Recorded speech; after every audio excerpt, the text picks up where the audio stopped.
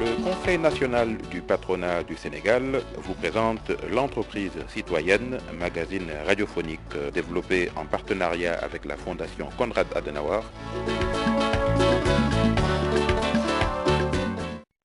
Bienvenue dans l'entreprise citoyenne, notre magazine du Conseil national du patronat, qui aujourd'hui sera consacré à la loi portant création, organisation et fonctionnement des tribunaux de commerce et des chambres commerciales d'appel, la loi 2017-24 du 28 juin 2017. Nous aurons l'occasion d'entendre à ce sujet M. Bienvenu Dione, directeur adjoint des affaires civiles et du sceau au ministère de la Justice, M. Mamadou Laminba, directeur de l'environnement des affaires à l'APIX, et M. Daouda Thiam, président par intérim de la Chambre de commerce, d'industrie et d'agriculture de Dakar. Nous allons pouvoir discuter du contexte qui a présidé à la mise en place de cette loi, de la place qu'elle prend dans le dispositif d'amélioration de l'environnement des affaires au Sénégal, mais également de l'impact que cette loi pourrait avoir sur le classement de Doing Business pour la promotion de la destination Sénégal, aussi bien pour l'investissement direct étranger que pour la promotion de l'investissement des nationaux dans notre pays, avec en perspective la réduction des conflits, le renforcement des procédures d'arbitrage, de médiation, mais également l'implication des opérateurs sénégalais dans les prises de décisions juridiques en tant qu'assesseurs ou juges dans les institutions concernées. Voilà donc le programme de l'entreprise citoyenne, c'est parti.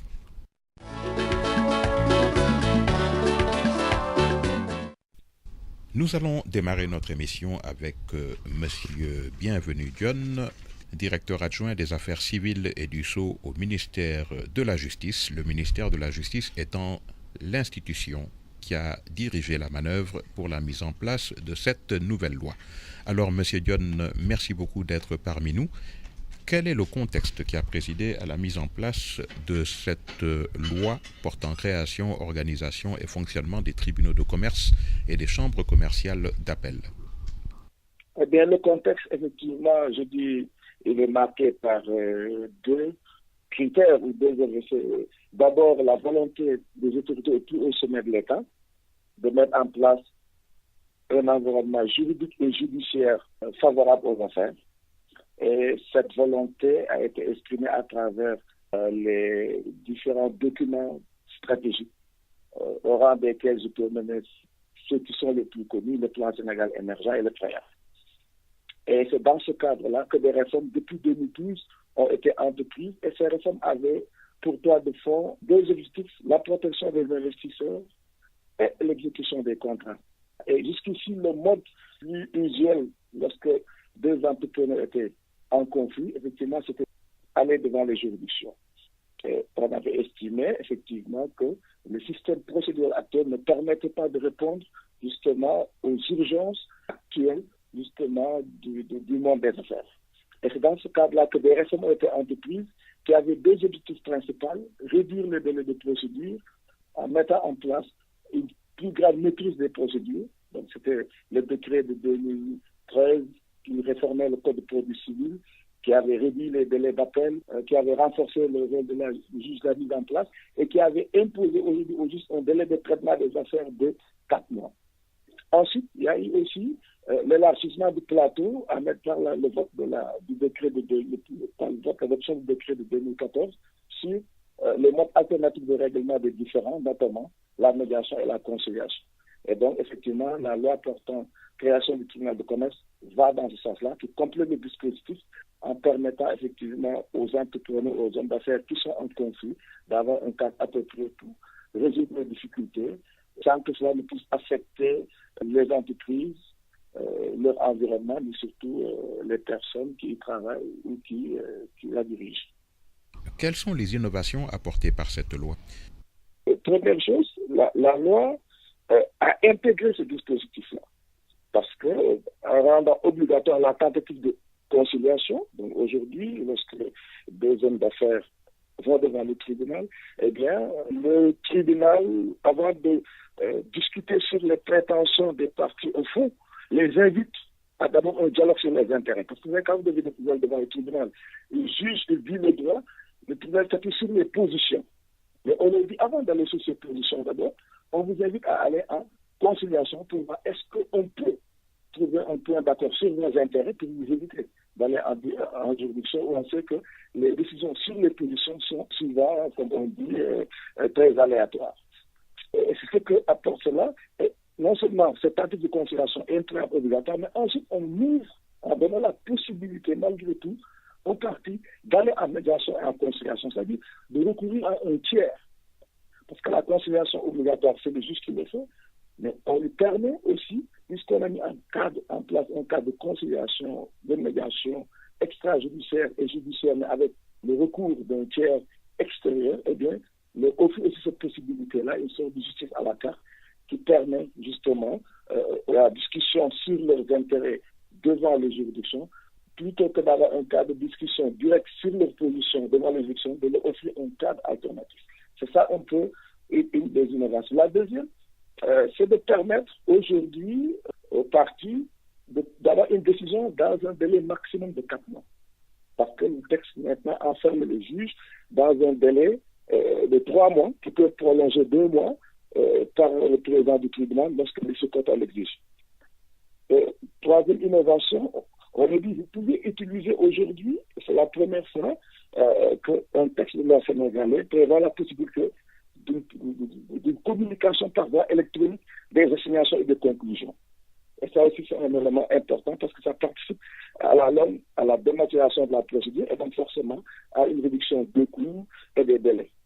Et ça, c'est un élément très, très, très, très, très important. Voilà, des innovations directement induites effectivement par la loi 2017 et qui apportent en plus par rapport à la procédure actuelle.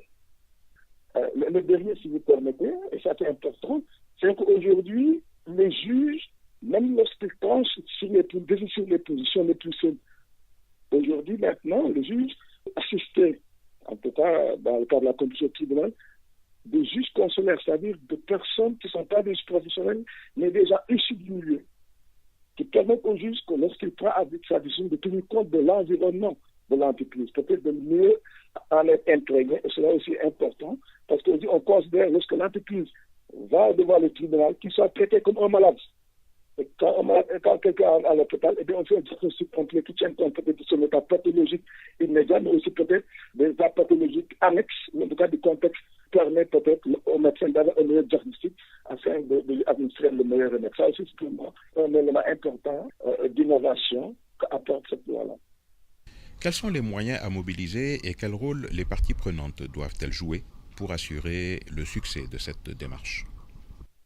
Cette question que vous posez est très importante parce que déjà, prévoyant une composition échevelée des juridictions, c'est-à-dire composée de juges consulaires professionnels et de juges consulaires issus du monde des affaires, c'est déjà le premier élément de collaboration, en tout cas de coopération entre le monde judiciaire et le monde des affaires, que le texte introduit, et pour moi qui me paraît important. Et donc, dans ce point de vue-là, je pense que deux choses.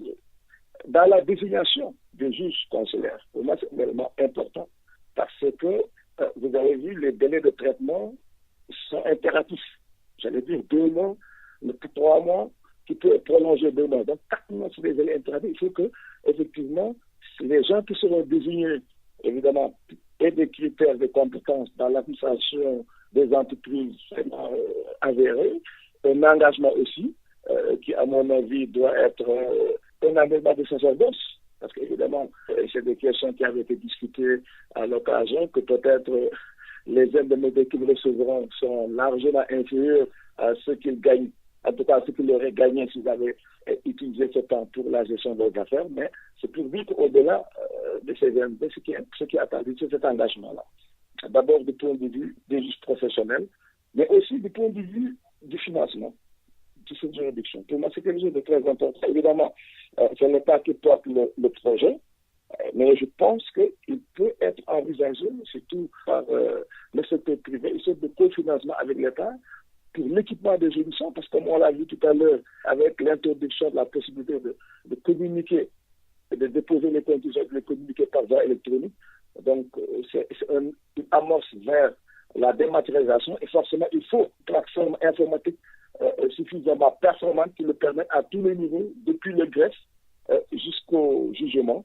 Et je pense que le privé a un rôle important d'équipement, de formation, et évidemment de contribution, parce que le budget parce que si je prends un pays voisin du nôtre, c'est moi qui a bénéficié du financement de la Banque mondiale, mais pendant les 5 premières années, ils ont doté le distribution d'un budget de 300 à 500 millions. Parce qu'il faut que ce soit budget qui soit autonome. Et donc, je pense que, je parle de ce point de vue-là, le privé, à mon avis, a un rôle très, très, très important dans l'accompagnement. Mais aussi dans la formation. Parce qu'évidemment, il y aura la formation initiale. Parce que, évidemment, déjà les juges consulaires vont être formés initialement pour les familiariser à la procédure judiciaire, à la rédaction des jugements. Peut-être ils ne réviseront peut-être certes pas, mais il faut qu'ils soient imprégnés de toutes ces de la procédure. Mais en plus, il faudra après une formation continue et un benchmarking aussi bien au profit des juges consulaires qu'aussi des juges professionnels. Et je pense que pour moi, ces 3 éléments, pour moi, constituent des actes non seulement immédiats, sur lesquels, en tout cas, immédiatement quelque chose doit être fait, mais aussi peut-être autour desquels l'État et et les investisseurs privés, nationaux comme étrangers, peuvent, à mon avis, mettre un socle sur lequel ils peuvent s'appuyer pour permettre au tribunal de commerce et les chambres commerciales d'atteindre les objectifs escomptés. La mise en place de la nouvelle loi implique la mobilisation d'autres ministères et agences, ainsi que les structures de l'État. Comment mettre tout ceci en musique pour atteindre les résultats attendus? Vous avez tout à fait raison, elle a en mais aussi les autres administrations. Et le divers, je pense à l'administration des finances, notamment au niveau des impôts. Parce qu'aujourd'hui, lorsqu'on incite les entreprises, par exemple, à aller en médiation et en conciliation, c'est un problème qui est récurrent, qui avait été posé, que les impôts, lorsque ils s'appliquent dans ces conditions-là, ne puissent concerner que le montant de la transaction. Nous sommes en transaction sur un montant de 2 milliards. J'ai accepté, moi, je renonçais à 300 millions. Eh bien, on tombe en accord pour un remboursement sur 700 millions. Eh bien, les finances doivent pouvoir, lorsqu'ils taxent, justement, ne taxent pas sur la somme initiale, mais objectif, mais sur la somme qui a fait l'objet de la transaction. Et je pense, là aussi, je pense que c'est un mandat important que le ministère des Finances, à travers la direction des impôts et domaines, doit pouvoir accompagner le ministère et le gouvernement dans cette réforme-là. Oui, parce que si je me situe dans la perspective, j'allais dire, chronologique, vous savez, cette réforme-là avait été souhaitée déjà depuis 2010-2011. Et à l'époque, les gens avaient estimé que les conditions peut-être n'étaient pas favorables pour cela. Et l'option intermédiaire, c'est la mise en place des chambres commerciales d'appel, avec l'espoir que, effectivement, ces chambres permettent une spécialisation des juges. Mais entre-temps, des réformes ont été faites. Par exemple, quand on prend la réforme du Code de procédure civile de 2013, c'est le premier texte à imposer un délai aux juges, un délai de 4 mois. Et aussi à réduire les délais d'appel de 2 mois. Déjà, les secrétaires avaient gagné 3 mois. Au début, les gens avaient estimé que ce serait difficile à tenir parce que mais les aménagements, des ajustements ont été faits. Et aujourd'hui, ça a permis effectivement une réduction pratiquement de 50% au nombre de délais de procédure entre 2013 et aujourd'hui. Et donc, le moment a été favorable pour la mise en place de ce tribunal-là. Et donc, l'appel, surtout par rapport à ça, pas pour amener à vaincre, mais pour un peu, par rapport effectivement aux différents inputs qu'on avait, qui traduisaient une certaine réticence, etc., de dire qu'effectivement, le contexte aujourd'hui, il est favorable à la création du tribunal de commerce, et pour que les mesures d'accompagnement suivent. Et pour moi, c'est vraiment ça, les mesures d'accompagnement suivent, eh bien, cette réforme, moi, j'ai aucun doute, permettra d'atteindre les objectifs qui ont été assignés. Et pour moi, c'est vraiment, on appelle autour de ça, aider l'État à mettre en place des mesures d'accompagnement. Et comme vous l'avez dit, ce seront des mesures d'accompagnement qui seront, surtout sur les premières années importantes, notamment du point de vue du personnel, du point de vue du matériel, du point de vue du budget. Maintenant, évidemment, les différents secteurs concernés, surtout notamment les différentes associations, des chambres commerciales, les chambres d'agriculture, ça doit pouvoir se l'appliquer, le portefeuille. Et je pense que de toute façon, le ministère, comme il l'a fait déjà en prenant l'initiative du premier atelier du 19 passé, du 19 juin, du juillet, je veux dire, de partager avec tous ces acteurs-là. Je pense que chaque sous-secteur peut, effectivement, avec le ministère, organiser des plans de sensibilisation et de collaboration. Et je pense que pour moi, c'est ça qui peut être important. Comme, d'ailleurs, on l'a vu avec la réforme de la loi 2014 sur la médiation. Et parce que c'était la première fois que les professionnels de différents secteurs, de la justice et du monde des affaires, ont collaboré pour non seulement l'adoption de ce texte, mais surtout dans sa mise en œuvre. Parce que jusqu'à présent, effectivement, des plages de collaboration ont été mises en place autour d'intérêts communs concernant des professions qui jusque-là travaillent chacun de son côté. Et pour moi, je pense que cette loi-là doit être l'occasion de créer une synergie entre le monde judiciaire, le monde des affaires et peut-être même l'administration en général et le monde des affaires. Voilà. Donc, c'est quelque chose de très important. Nous sommes confiants quant à sa capacité à parachever un processus d'amélioration de l'environnement des affaires qui contribuera valablement à faire du Sénégal une destination de choix pour l'investissement aussi bien étranger que national. Merci beaucoup, Monsieur Bienvenu John.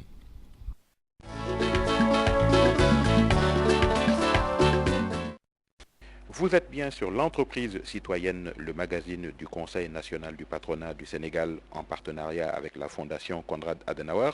Ne quittez pas.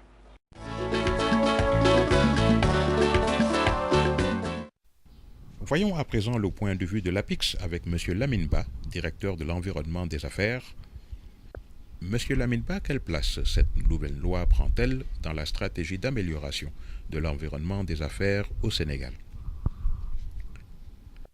Au Sénégal, comme vous le savez, depuis 2014, il y a un nouveau plan au niveau global qui a été adopté, qu'on appelait le plan Sénégal émergent, et qui fait de l'environnement des affaires un des prérequis pour booster l'investissement privé afin de faire tourner les moteurs de croissance, que ce soit des moteurs de croissance anciens ou nouveaux. Et c'est dans ce cadre qu'un programme de réforme de l'environnement des affaires et de la compétitivité a été formulé vers fin 2012, adopté par le président de la République, et qui faisait de tout ce qu'on a appelé l'autonomisation de la justice commerciale un des axes majeurs de réforme. Donc, c'est dans ce cadre que nous avions, avec nos collègues du ministère de la Justice et le secteur privé, lancé un certain niveau de réformes qui ont concerné à la fois les questions de promotion des moyens de jugement des contentieux à l'amiable et aussi le tribunal de commerce. Et donc la prise de la loi est un peu le maillon qui vient un peu du point de vue légal et réglementaire finaliser ou boucler un processus que nous avons entamé depuis 2012, qui a débuté par la révision du Code des procédures civiles, par l'adoption de nouvelles lois qui renforcent tout ce qui est protection des investisseurs au niveau de l'OADA et au niveau communautaire et au niveau du Sénégal, par la prise du décret sur la médiation, et aujourd'hui, avec la mise en place des tribunaux de commerce, on achève une série de réformes qui permet au Sénégal de jouer vraiment la place de hub de service au niveau de l'Afrique de l'Ouest. J'imagine qu'il a fallu surmonter un certain nombre de difficultés pour mettre les différentes parties prenantes au diapason et lever les appréhensions qu'elles pouvaient avoir par rapport à ce projet. Je pense qu'au début, il fallait beaucoup échanger. C'est ce qu'on a appelé le conduct management, faire comprendre les gens. Quand on met en place des tribunaux de commerce, c'est qu'on ne met pas dehors les acteurs classiques de la justice. Parce qu'il y avait de la réticence au début qui disait que oui, on avait mis en place les chambres commerciales, c'est assez suffisant. Donc, et les magistrats devraient compter. Et au niveau du barreau aussi, les avocats, au début, disaient, OK, vous allez vers les tribunaux de commerce, qu'est-ce qui sera? Donc, il y avait tout ce travail de se comprendre. Et je pense que ça fait partie de ce qui a fait que la loi a un peu pris du temps. On a fait plusieurs ateliers, que ce soit en termes de préparation, pour que tous les acteurs conversent, puissent avoir la même vision de la chose. Et je pense qu'aujourd'hui, par la fin, on est parvenu à finaliser le processus. Maintenant, en termes de défis, c'est-à-dire qu'une chose, c'est de faire la loi, l'autre chose, c'est même opérationnel, les tribunaux de commerce. Donc, il faut avoir des juges extérieurs, des juges choisis par les pairs qui ont la qualité, la confiance et la probité pour juger aux côtés de magistrats professionnels. Il faut mettre tous les moyens qu'il faut pour que le tribunal de commerce fonctionne, que les questions ou les problématiques qu'on a connues dans la justice classique ne se répètent pas dans ce qu'on a mis en place. Il nous faut mettre en place des procédures vraiment électroniques. Donc voilà à peu près aujourd'hui ce qu'on a appris des leçons, et aussi on a regardé ce qui s'est fait dans les autres pays comme la Côte d'Ivoire, le Burkina, pour qu'au moment où notre tribunal de commerce sortira, il sera le tribunal de commerce la plus performante, mais aussi la plus novatrice en termes de gestion du contentieux. Parlons à présent du rôle que le secteur privé national a pu jouer pour faire progresser le projet, parce qu'après tout, il en est le premier bénéficiaire. Je pense, dès le début, que ce soit au niveau des chambres consulaires ou au niveau des organisations patronales, l'avantage qu'on a, la première mouture de texte de réflexion a été faite dans le cadre du Conseil présidentiel de l'investissement, plus précisément le groupe de travail numéro 1, procédure administrative, qui est présidé par le secteur privé. Et on a aussi utilisé beaucoup lors des avocats, des experts des banques, et aujourd'hui aussi la Chambre de commerce de Dakar, qui est un peu l'espace qui a créé le plus de contentieux. Donc du coup, ça a été de façon itérative mais consultative et participative, et à tous les niveaux et à tous les maillons. Et on a essayé de bâtir sur ce qui existe, sur leur expérience, et nous pensons l'avantage aujourd'hui que le secteur privé a été constant en disant c'est les tribunaux de commerce que nous voulons, c'est pas des chambres commerciales. Et nous pensons que ça a beaucoup joué sur le fait que, de façon concertée, et souvent ils ont affirmé que c'est le tribunal de commerce qui est l'instrument qu'il faut pour juger les contentieux qui ne seront pas aboutis au niveau du jugement commercial. Quels sont les avantages pratiques que cette loi peut apporter? Nous pensons d'abord c'est en termes de recouvrement de créances. C'est-à-dire que si les entreprises arrivent à des délais, ce qu'on a appelé de 180 jours, donc disons 180 jours, c'est autour de 4 à 5 mois, au plus 6 mois. Si on arrive à dénuer les contentieux autour de 6 mois, c'est que les entreprises auront moins de problèmes de fonds de roulement, moins de problèmes de liquidité et auront plus de prévisibilité et de lisibilité pour y investir. Aussi, les entreprises qui arrivent aussi à sortir rapidement des contentieux, c'est des emplois préservés. Après, tout ça peut impacter sur les classements internationaux et donner un signal aux investisseurs qui veulent venir au Sénégal que sur la place du Sénégal, c'est vrai, parce que quand on fait des affaires, on est appelé à avoir des contentieux. Mais si le Sénégal a la réputation que quand il y a contentieux, ça se dénoue rapidement, on attirera plus d'investissements directs étrangers, plus de gens qui sont dans la diaspora, le Sénégal dans la diaspora vont réinvestir au Sénégal parce qu'ils diront même s'ils ont des contentieux avec leurs parents ou leurs mamans, la justice est là pour régler le problème. Donc c'est à peu près aujourd'hui cette force, ce signal que ça permet de donner qu'au nouveau tournant est donné, parce que la perception qu'on avait avant, c'est quand tu as les problèmes de contentieux au Sénégal, ça se dénoue pas comme ça. C'est ça qui fait que à peu près toutes les sociétés, même qui dealent avec l'État, imposer des clauses d'arbitrage dans les contrats. Donc ça sera moins de coûts onéreux pour les entreprises, parce qu'ils pourront faire valoir qu'au Sénégal, il y a un tribunal de commerce qui juge rapidement, qui est performant. Et ça, c'est un défi qu'on lance au secteur privé, c'est qu'il faut que le secteur privé arrive à avoir des ressources humaines qui siègent aux côtés des magistrats et qui arrivent de façon transparente à délibérer sur les contentieux en cours. Et quelles sont, selon l'APIX, les conditions du succès?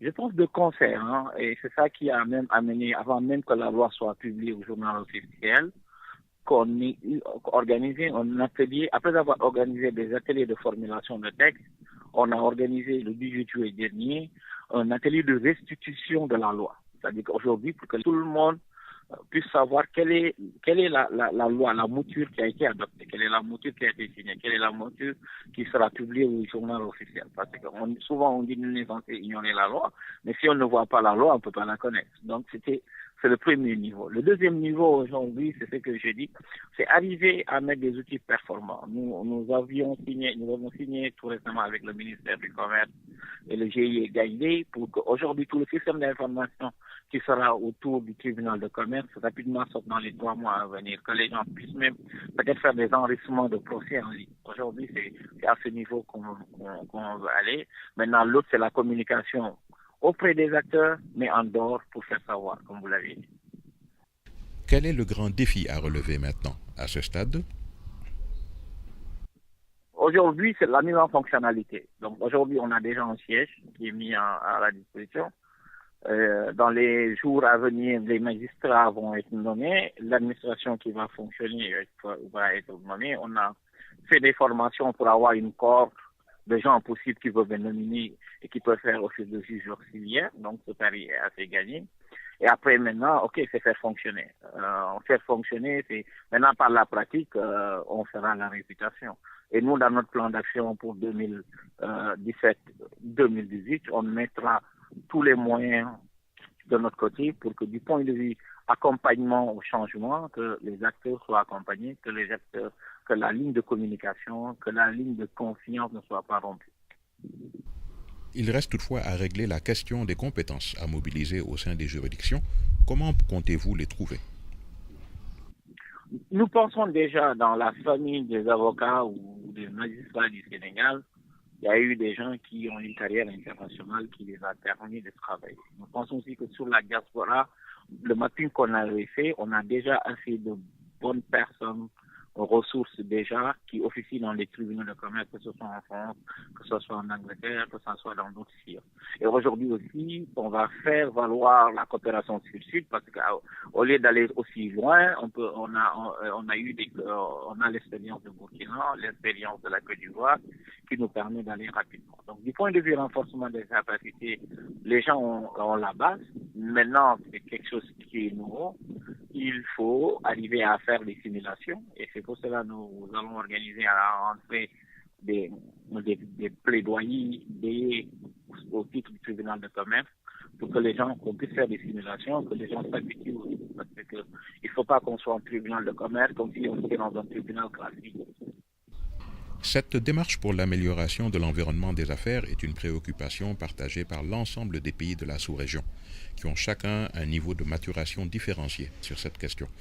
Peut-on envisager une démarche concertée à l'échelle de l'UEMOA et de la CEDEAO, ou bien cette question peut-elle être un élément d'avantage comparatif pour mesurer l'attractivité des pays les uns contre les autres? Moi, je pense que c'est de la complémentarité. Moi, je fais partie de ceux qui pensent que notre attractivité, elle est globale ou il n'existe pas. Si aujourd'hui, on peut pas, l'entreprise qui est au Sénégal, ce marché, ce déploiement, c'est de la sous-région. Donc, plus cette entreprise aura de la visibilité et de la qualité des institutions améliorées dans la sous-région, plus cette entreprise va rester plus longtemps dans notre région, va se consolider au Sénégal, dans les activités où le Sénégal est bon, et va se diversifier dans les régions, dans les autres où les gens ont les avantages comparatifs. Donc, moi, à mon niveau, nous pensions vraiment que l'échange d'expérience est important. Au moment de la préparation des lois, les rédacteurs, on les a envoyés à Abidjan, on les a envoyés au Togo pour qu'ils aillent voir ce qui se passe là-bas. Donc, c'est l'apprentissage par les pairs. Nous pensons que par le learning, nous allons avancer ensemble. Nous allons tirer les leçons de ne pas refaire certaines erreurs de ceux qui nous ont devancé. C'est aussi peut-être l'avantage de commencer le dernier, c'est que tu peux ne pas faire les erreurs des autres, tu peux apprendre des autres. Merci beaucoup, Monsieur Lamine-Ba, pour votre contribution à l'éclairage de nos concitoyens sur la question de cette loi. Merci à l'APIX.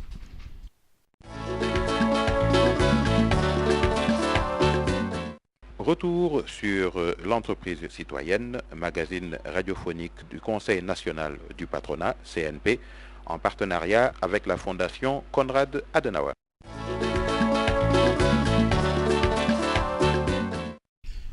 Enfin, troisième intervenant, M. Daouda Thiam, président par intérim de la Chambre de commerce, d'industrie et d'agriculture de Dakar, dont il faut rappeler qu'elle a été à l'avant-garde de ce combat, notamment en abritant les institutions de médiation et d'arbitrage au Sénégal.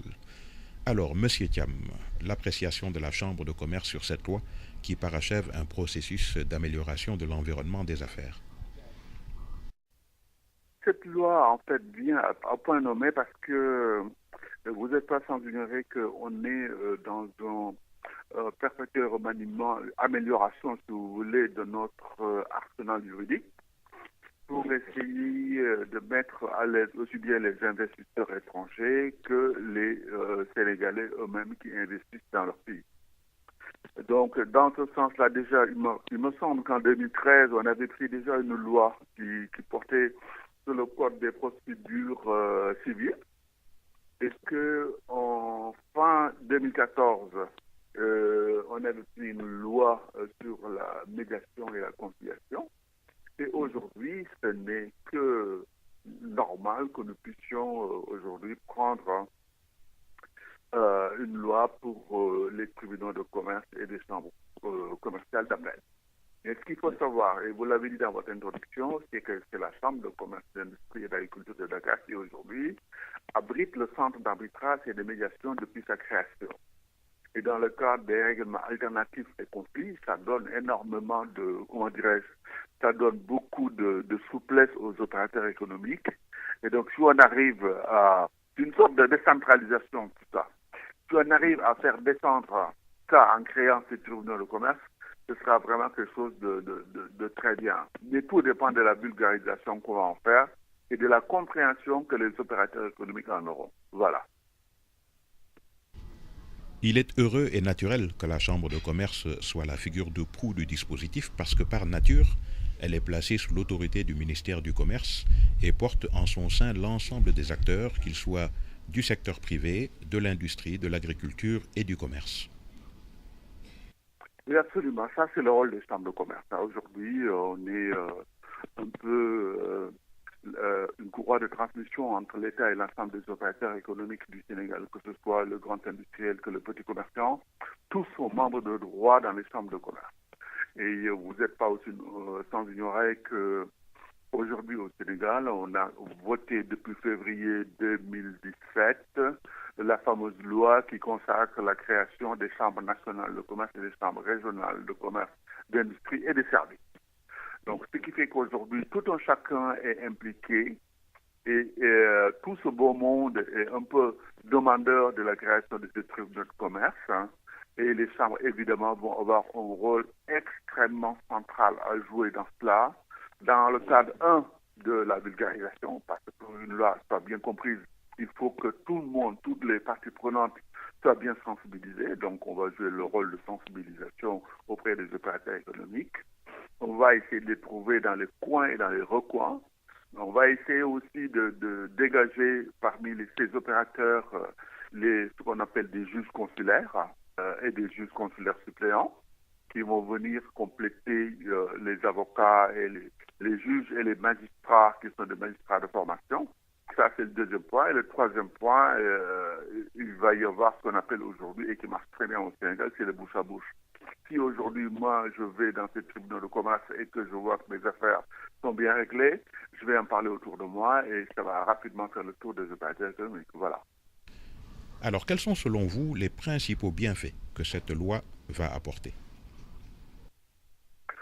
Ce que ça va apporter, c'est clair, c'est que l'opérateur économique se disait à chaque fois que le juge et le magistrat ne savent pas et ne connaissent pas les tenants et les aboutissants et les réalités de leur structure. Mais aujourd'hui, s'il y a des pairs qui sont là-dedans, si dans ce tribunal, il y a des commerçants comme eux qui sont choisis pour leur probité, qui sont choisis avec pas mal de critères définis par la loi, ces gens-là se sentiront plus en confiance et viendraient plus naturellement vers ce tribunal de commerce.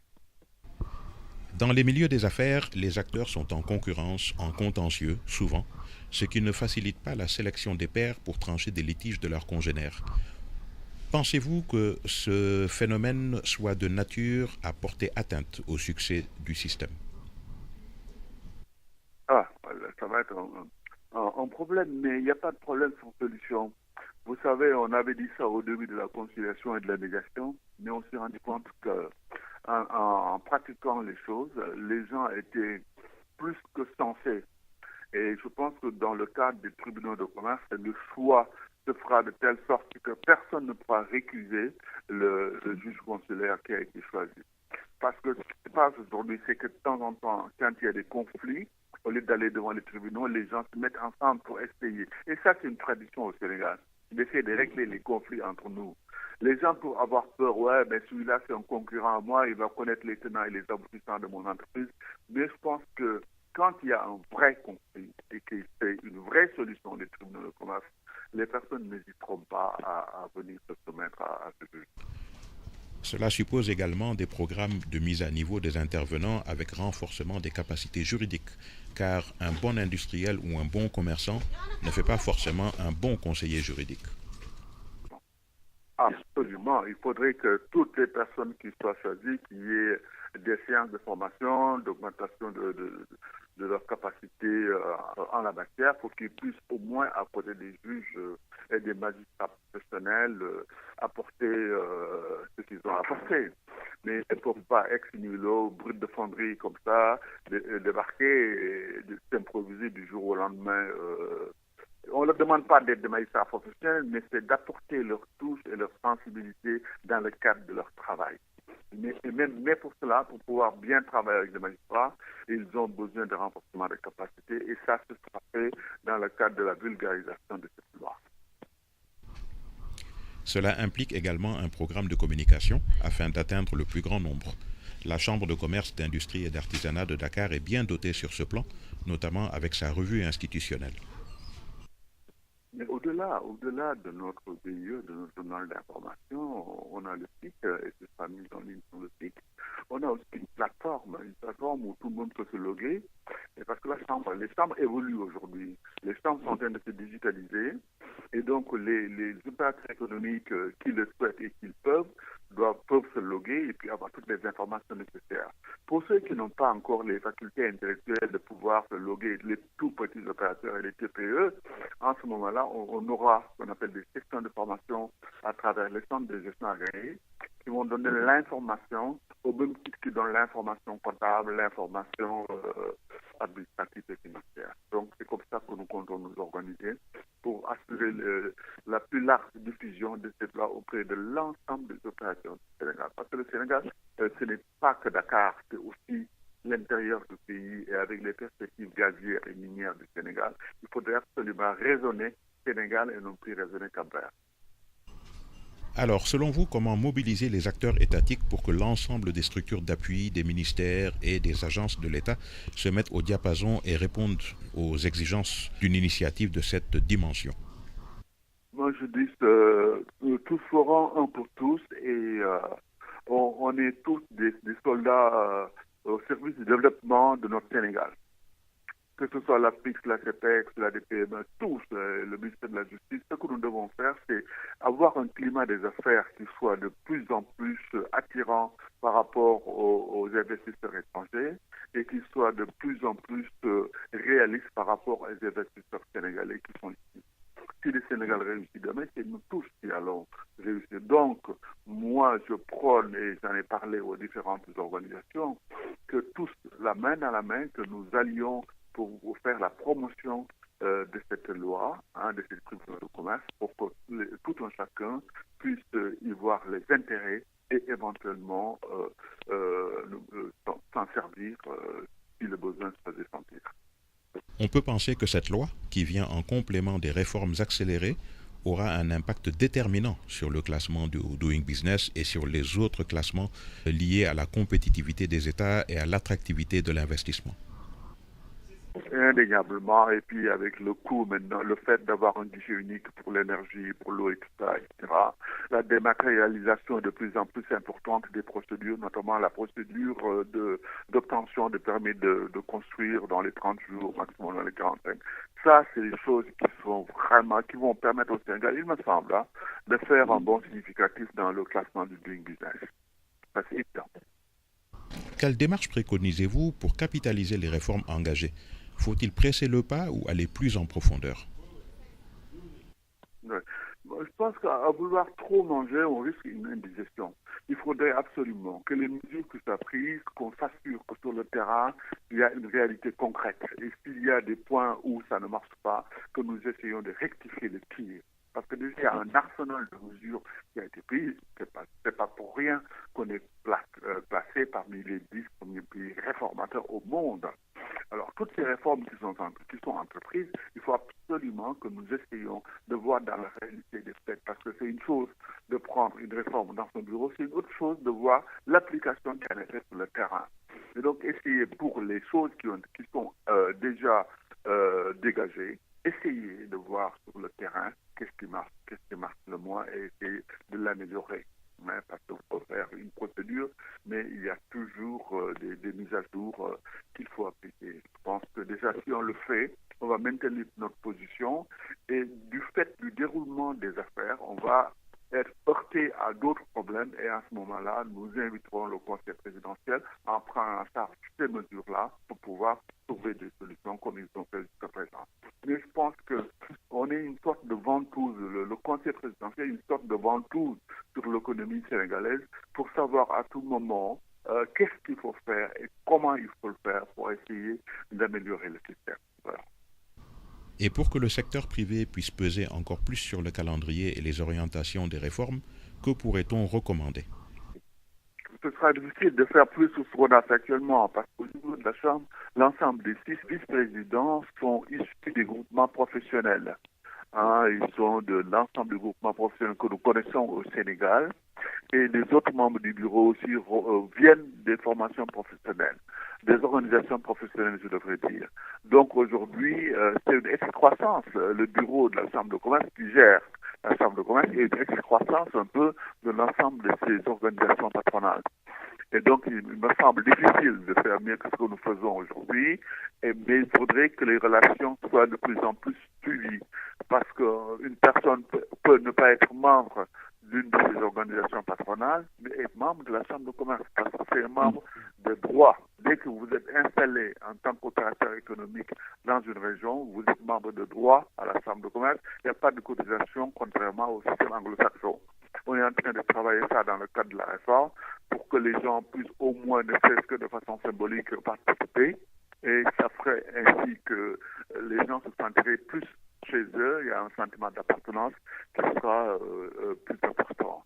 Alors maintenant, pour rebondir un peu sur votre question et voir si on pouvait faire mieux que ça va être extrêmement difficile de faire mieux. Si vous deviez synthétiser les bienfaits apportés par cette loi, que nous diriez-vous? Là, on aurait pu insister aussi, c'est qu'est-ce que cela apporte, ces chambres. Je pense que nos autres interlocuteurs ont dû en parler, mais il faudrait exactement que nous puissions développer le fait d'expliquer aux uns et aux autres que non seulement les tribunaux vont être désengorgés, on peut faciliter l'exécution beaucoup plus efficace des contrats, on peut les protéger, tous les investisseurs, et on peut aussi réduire les délais, tout dans la réduction des délais. Ça, en termes d'affaires, c'est extrêmement important. Donc voilà les quelques points sur lesquels je pense que les uns et les autres vont s'appesantir. Et nous, en tant que Chambre de commerce, on est là pour parfaire tous les jours, pour rendre confiants tous les jours les personnes. Parce que les opérateurs économiques, ce qu'il faut, c'est qu'ils soient en confiance. Et pour qu'ils soient en confiance, il faut que les gens leur parlent tous les jours, tous les jours, tous les jours. Mais pour les grands, qui viennent de l'étranger, les multinationales, ils n'ont quasiment pas besoin parce qu'ils savent, parce que ça existe chez eux, aussi bien les tribunaux de commerce que les centres d'arbitrage. Donc eux, ils n'ont pas besoin d'être convaincus. Voilà. Enfin, dans la perspective du Sénégal, pays pétrolier, c'est un instrument de plus pour entrer dans la grande économie mondialisée? C'est pas un outil de plus, c'est un outil indispensable aujourd'hui, qu'il faut vraiment bien développer dans notre arsenal, parce qu'aujourd'hui, au Sénégal, nous avons tous les indicateurs, la quasi-totalité des indicateurs qui sont ouverts. On a des perspectives minières et gazières. On a le sol, on a l'eau, on a le soleil. Donc je pense qu'on a la jeunesse. Donc il faudrait absolument que nous ayons tiré les dividendes de la jeunesse. On a prévu des sciences, des écoles de formation, des universités, des ISEP, etc. Et tout ça, mis dans un cocon et dans une perspective, montre que le Sénégal est aujourd'hui vraiment, dans le cadre du PSE, dans une direction excellente pour un développement à moyen terme. Voilà. Voilà donc le point de vue de la Chambre de commerce, d'industrie et d'artisanat de Dakar sur cette nouvelle loi. Nous remercions le président Daouda Thiam et félicitons l'ensemble des acteurs pour leur précieuse contribution à l'aboutissement de cette loi.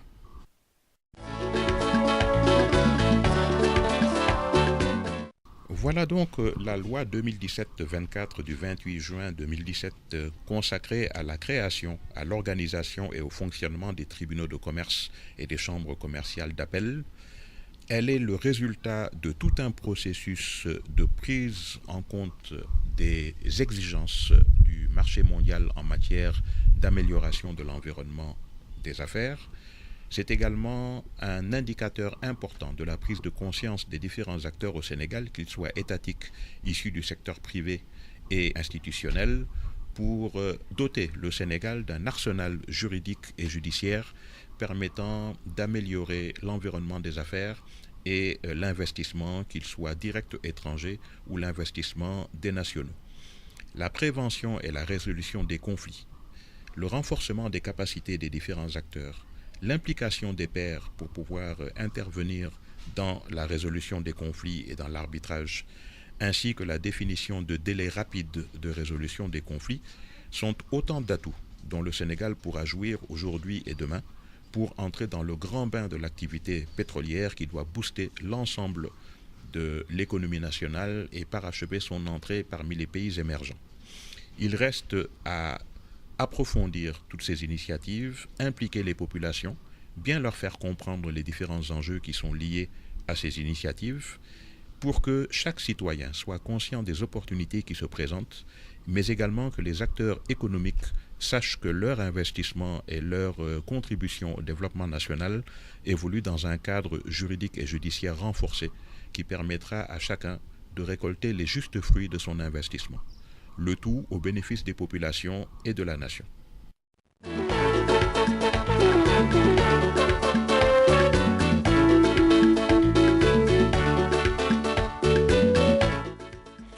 Voilà, nous sommes à la fin de notre émission L'entreprise citoyenne. Le Conseil national du patronat et la Fondation Konrad Adenauer vous remercient pour votre attention et vous fixent rendez-vous pour la suite du programme.